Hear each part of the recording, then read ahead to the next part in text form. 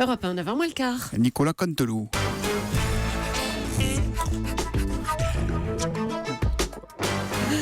C'est presque du direct, c'est la revue de presse de Nicolas Canteloup et c'est le best-of.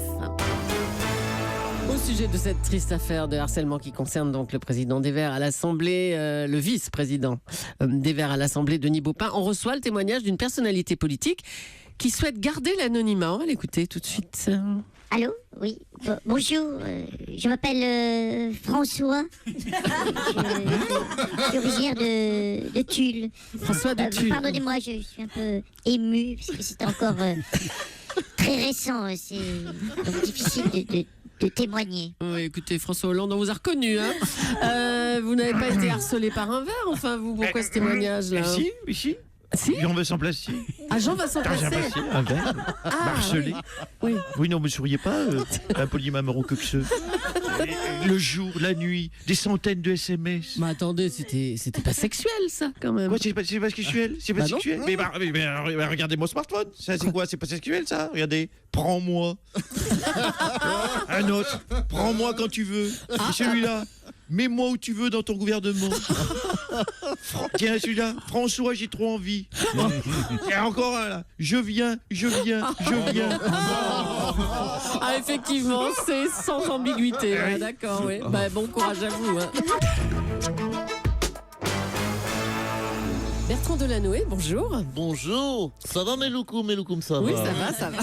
Alors, vous connaissez bien le monde arabe, vous vivez une partie de l'année à Bizerte, en Tunisie.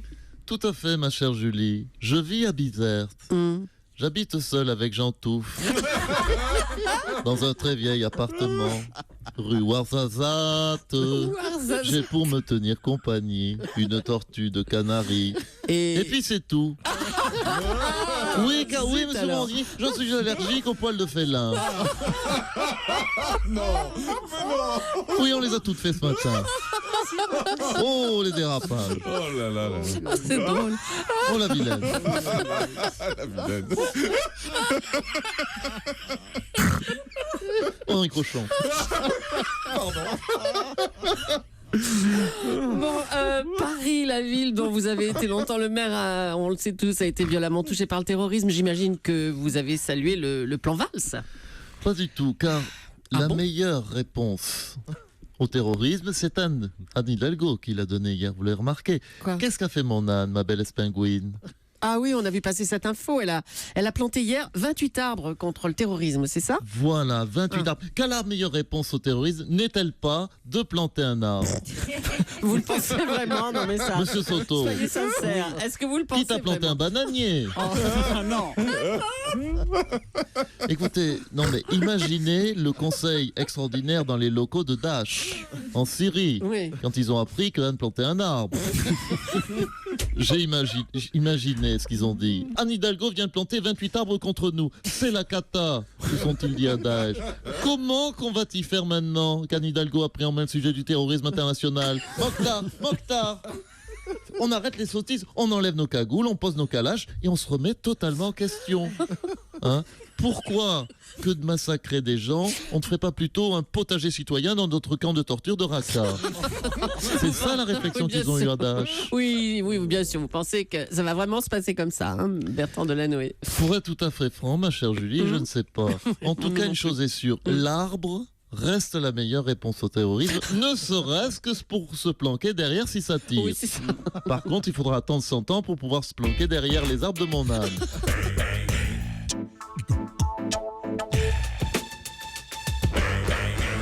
Bonjour, monsieur Sarkozy. Oui, bonjour. Alors, votre ami Brice Bonjour Hortefeux, à vous le tous. savez, hein, a été contrôlé à 170 km/h. Oui, j'ai vu ça, oui. Et dans quelle ville? Oh bah, faut peut-être pas exagérer, non, pas en centre-ville, hein.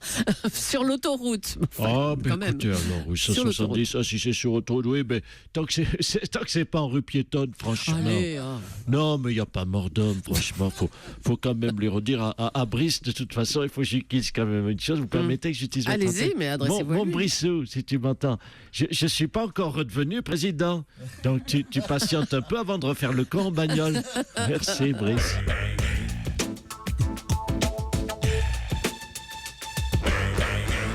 On parle toujours du harcèlement des hommes envers les femmes, mais vous, monsieur Strauss-Kahn, est-ce qu'une femme vous a déjà mis la main dans le dos? Oui, je m'en souviens comme c'était hier.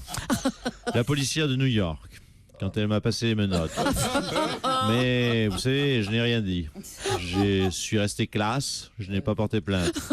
Mais c'est vrai que maintenant que j'y repense, je me dis quand même, m'avoir causé des ennuis pour une légère histoire de viol à coups d'extincteur en chambre d'hôtel, alors qu'on laisse des obsédés sexuels en liberté comme Michel Sapin, ça me révolte.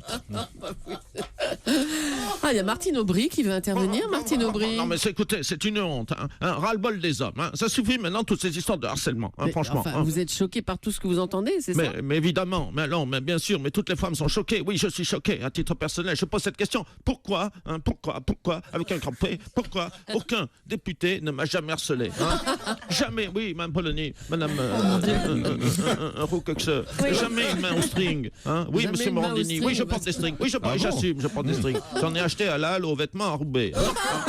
Oui, oh, c'est pas peine de sourire, il n'y avait pas ma taille, alors j'ai pris une corde de pêcheur sur le port de Calais. On va terminer avec ces chiffres vertigineux. Depuis sa disparition, Prince aurait vendu 1 million de titres, 1 million de chansons. Philippe Manœuvre, un commentaire? Ouais, attends, un instant, Juju, Ouais.